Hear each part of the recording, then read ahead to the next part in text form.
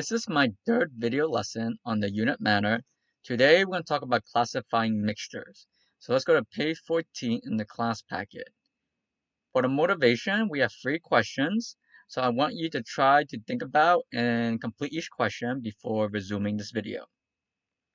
Okay, so here are the answers. So question 1, is salt water a pure substance or mixture? So at this point, all of you should know salt water is a mixture. It's a mixture of salt dissolved in water. Below is a picture of salt water and sand water. What is the difference in appearance of salt water and sand water? For the salt water, it looks like one substance, even though it's not. If you had a cup of water next to it, you wouldn't be able to tell which one was the salt water. But for the sand water, it looks like it has more than one thing present, right? Because the sand is not dissolving in the water, right? So one of them is obviously a mixture. The other one is more subtle. Question 3. In both cases, do the components in the mixture retain their properties? And why? So this is the question we'll answer later on in this lesson. Learning target. At the end of the lesson, I'll be able to describe 2 different types of mixtures. So for announcements, there'll be a homework number 3, Junipod, based off of this PowerPoint. There'll be a quiz, which is be a Junipod, and that's based off the topics and the concept we covered already. So this is a review. So mixture is a physical combination of 2 or more substances.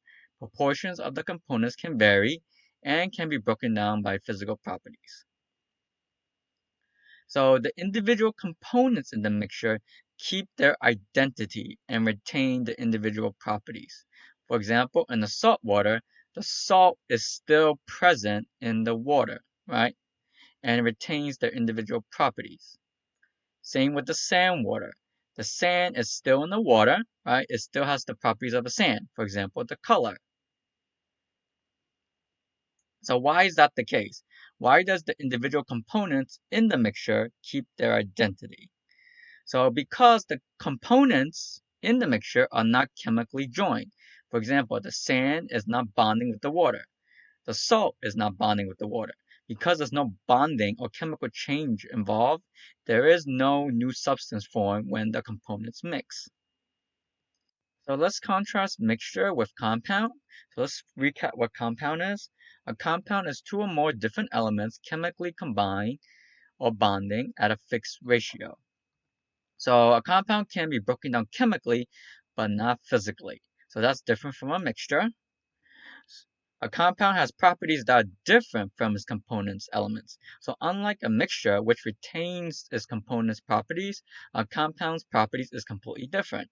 For example, you have a water molecule, you chemically break it apart, right? So now notice the hydrogen oxygen no longer bonding. So the properties of water, they're not the same as the hydrogen and oxygen atoms that make up the water molecule. So why is the case? Because the component elements are a different substance than the compound. So remember theme number 1, structure influences property. When the component elements bond, they are a different structure. Therefore, they will have different properties. Okay? So note the second and the third bullet points, I'm referring to these 2 over here, can be applied to molecule as well. So now we're going to talk about the 2 different types of mixtures. Let's start with homogeneous or homogeneous mixture. So that's the same as a solution. These 2 terms, homogeneous mixture and solution, mean the same thing. So they mean that particles in the solution are uniform in composition, which means the makeup. Uniform means that the particles are spread out evenly. Okay, so based off the motivation, we're describing salt water, basically. The salt in the water are spreading out evenly. Here's another liquid example, that's Kool-Aid, and a solid example, which is steel. So the components are not easily distinguished, right? That's why it looks like one substance. It cannot be filtered, just like you cannot filter salt water or Kool-Aid, and it looks like a pure substance as a result, and appears consistent throughout, right? That's describing the uniform in composition. So if you see a X, a Q, it means a homogeneous mixture or solution.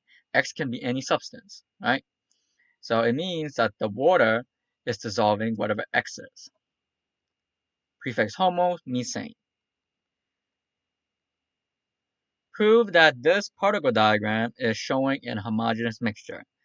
Alright, so this looks like it's uniform throughout.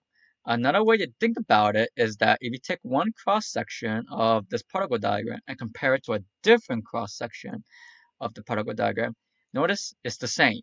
Alright, that's one way to think about it. The second type of mixture is the heterogeneous mixture. So this is the same water from the motivation. So notice it is unevenly mixed. It actually looks like a mixture, right? So here's oil and water, right? Oil's on top, water's on bottom. Here's a solid example, a chocolate chip cookie. So it's non-uniform throughout. So if you were to take a cross section, right, of this mixture, the top will be different from the bottom, for example. That's one way to think about it. That's what it means to be uneven. Visibly different, right? Different layers, or is it cloudy? So the prefix hetero means different. So here is a concept map. So mixtures, there's two types, heterogeneous mixture or homogeneous mixture. Here are two particle diagrams to demonstrate it. So again, so for homogeneous mixture is uniform. Here is a concept map showing two types of mixtures, heterogeneous and homogeneous mixture. So just to recap, homogeneous mixtures are uniform in composition, as shown in the particle diagram, and heterogeneous are not. So again, another way to think about it is take a cross section. They should be equivalent, right, for homogeneous mixture to show it as uniform. Heterogeneous, on the hand, is not, as you can see here. So here is a big concept map, basically summarizing what we covered since the first video lesson. Atoms and molecules make up matter. Matter are either mixtures or pure substances. If the substance can be separated chemically, that is a compound. If it cannot, it's an element. And here are the particle diagrams of the element and the compound. Pure substances physically combine to form a mixture. If the mixture is uniform, that means it is homogeneous. If it's not, then it's heterogeneous. Learning check number 2, which represents a homogeneous mixture. So try this yourself, pause the video, and resume after you're done. So here we're looking for a mixture. So obviously, 1, 3, and 4 are wrong because they're showing substances. 2 shows AQ. That means the NaCl is dissolved in water. When KCl is dissolved in water, the resulting solution is classified as a what? Pause the video and resume once you have the answer. So here's the answer. The keyword is dissolved in, right? And solution. Remember, we said a solution was a homogeneous mixture.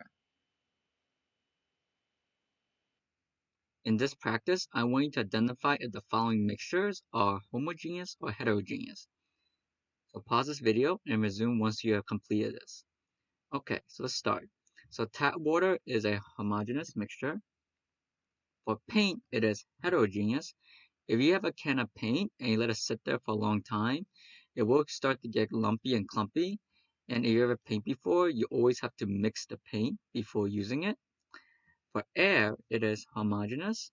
Cement is homogeneous. Orange juice with pulp is heterogeneous. Vitamin water is homogeneous. Sugar and water is homogeneous.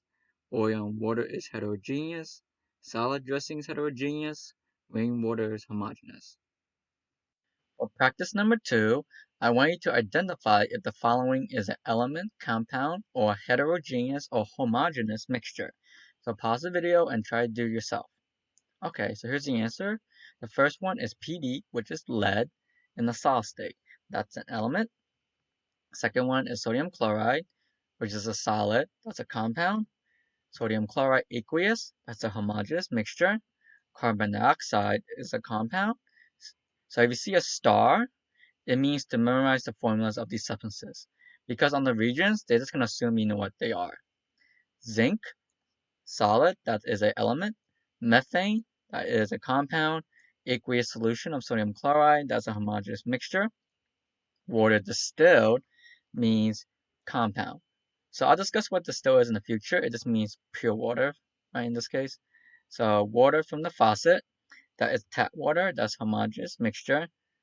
Diamond, which is carbon, that's an element. Ammonium, which is NH3, that is a compound. So this concludes the video lesson for today. You can practice more questions on the next page, some multiple choice, but remember to do the Junipod homework.